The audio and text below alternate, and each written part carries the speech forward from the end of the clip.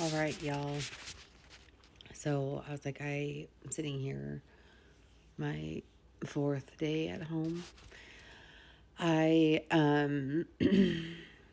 figured I like always share all the good stuff, and so I kind of thought that I would come on here and share the not so great stuff that's happening right now. So it's been a week, this morning basically, since I went to the hospital. I was fine in the morning. I had a piece of sourdough toast, avocado toast with a little bit of sausage on it, and got my three kids off to school that were here for that week. Forgot the dog at home, so I had to come back and get him so I could take him to his grooming appointment. And meanwhile, I'm talking to my husband. He gets to work, so we get off the phone, grab the dog, and head over what we call going over the hill from Livingston to Bozeman. Have an office meeting at 9. Somewhere in between, 8:15 to 9. I got to get the dog to the groomer and drop him off early, and then go back to my meeting. I have a meeting from 9 to 10. I have a leadership group meeting that I started with a bunch of women starting at 11. And then I had another meet. I had a showing at 1, and then I had a leadership um, meeting that our boss Todd Conklin puts on at 2:30. My day was stacked. So I was like, telling my husband how I had this little bit of this pain in my shoulders. And he was like, you should probably go to the doctor. I was like, I don't have time for this crap. Like, I got a busy day. I don't have time for this. Anyway, I'm heading over the hill, and all of a sudden the pain just starts getting worse and worse and worse. And then I call everybody on my favorites list, and nobody answers. I was like, fuck. I just keep driving. It's not going to be that bad. Just keep driving. Well, it gets worse and worse, and I just feel like somebody is like shoving, like putting me in a vice and like squeezing between my shoulder blades and my diaphragm, and then just like squeezing front to back. It's just getting worse, and I'm like, oh my god, am I having a heart attack? Am I dying? Like, is this how I go? And then I'm like, god, I am not ready to go. My life is so good. Like, I'm not ready to die yet. I'm like, oh man. So my mom calls, my best friend and business partner Nicole calls. She ends up calling my husband. My husband ends up calling me. He ends up meeting me. He is leaving work and is going to meet me at the hospital. I'm panicking because I'm thinking I might need just to pull over and just call 911, but I'm like so close to getting to the hospital. I'm like, I'm through I'm over the hill, I'm through the canyon. I just need to get to the 7th Street exit so I can get up to the hospital. Light turns green like the moment that I hit Highland. Head to the hospital. I park right in the like overhang at the ER bay and go in. Thank God one of my friends that I went to high school with was working. So she got me right on back, and they got me hooked up to EKG, all this stuff, all my EKG, troponin, all that came back fine. So they start doing more testing, and basically I got diagnosed with an esophageal, or also known as a hiatal hernia, and back spasms. Sent home, not with much, just basically heartburn medicine and muscle relaxers for my back. I got discharged, and I had Dilaudid on board still, so I came home and I slept. Our daughter Erin made us some dinner that night, and I took just a few bites, and I was in excruciating pain again. Ended up back in the ER, throw up the whole way from Livingston to Bozeman. Pain is 10 times worse than what I experienced in the morning. Like, there would have been no way in hell I could have driven myself Thursday night the way that I drove myself Thursday morning.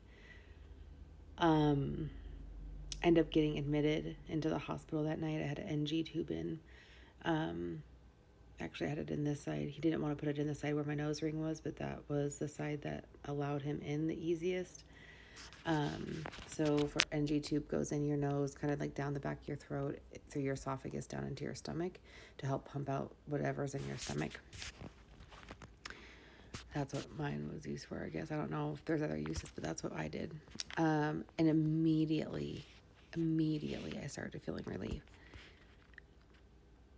I still wasn't great, but I still, like, all of a sudden I felt like I could breathe again. It was so nice.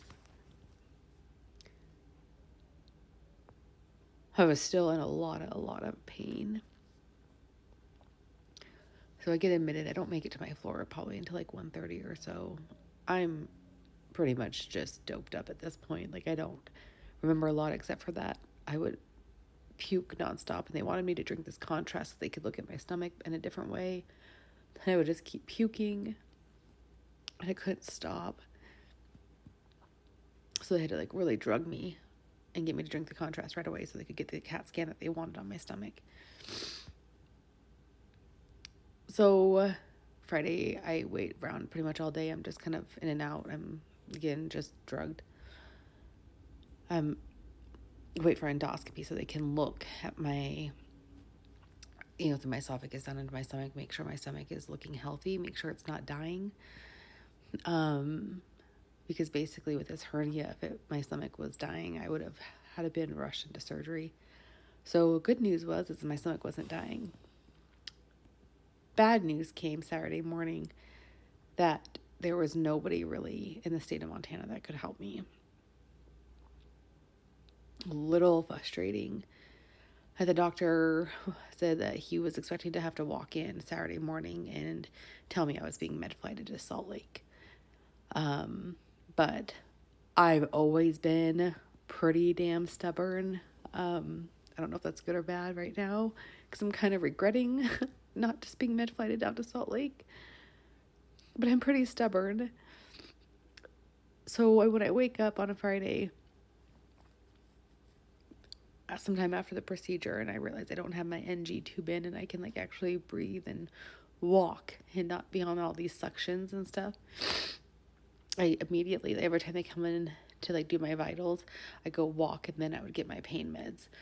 Walk, then go get my pain meds. And I just started doing that. And then so Saturday morning, making sure I got up and got walking. And I see the doctor walking the halls. I just didn't know that he was my doctor because I hadn't seen that particular doctor yet. And I come back down in my room, and I sit down, and he was like, well, you've been pretty active. And I said, yeah. He goes, I thought I was going to be walking in here and sending you to Salt Lake. He goes, but you're doing really, really good. And I said, well, I'm not one to sit still much. And he goes, I can see that. He goes, so let me talk to some doctors. I think that we have a few options here. Let me talk to some doctors in the state, and we'll go from there and then see where we can go. And that's when he came back later and told me that there was no doctor in the state that would see me. Even some of the specialists would not see me because of how complicated my case was. So I have a large hiatal hernia, so that's like up above your diaphragm. It's like pushing up on my esophagus, and kind of like underneath. I'm trying to describe it the best way that I know how. Underneath, like where my diaphragm is in my esophagus, like my stomach's pushing up my esophagus, but my stomach is kinked somewhere down in there too. Now, I did have a hernia repaired 3 years ago, so that adds to the complications with the scar tissue and everything. So I was discharged on Sunday, and I came home, and I am just waiting and waiting and waiting for surgery in Salt Lake. In the meantime, I am trying to eat as much as I can, but it's extremely painful. And I know there's people going through a lot worse out there, but like for me, this is hard for me because I look fine. It's just inside it feels so awful. I don't feel good. I don't feel strong. I'm exhausted. I can hardly eat. I can hardly drink. I'm taking in roughly 500 to 600 calories a day if I'm lucky. I just don't feel good. I'm not on any pain meds anymore.